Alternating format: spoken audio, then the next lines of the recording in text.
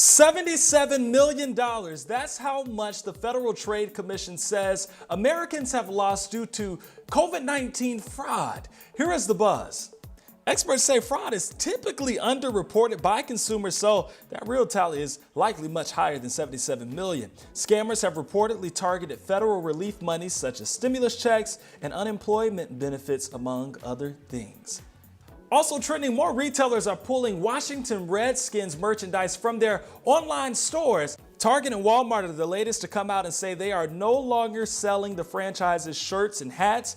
Nike, as you know, chose to do the same thing last Thursday when FedEx, the title sponsor of the team's stadium, formally asked the team to change its name. Officials from the team released a statement saying they plan to undergo a thorough review of the team's name. The team has been known as the Washington Redskins since 1937.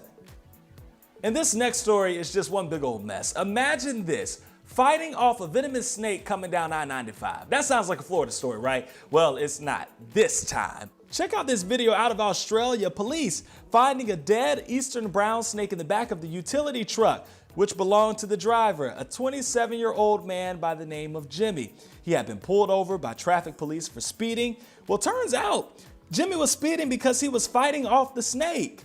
Police said Jimmy used a seat belt and work knife while trying to stop the car. Hey, that's one way to get out of a ticket. I don't think anybody can come up with a better excuse than that one.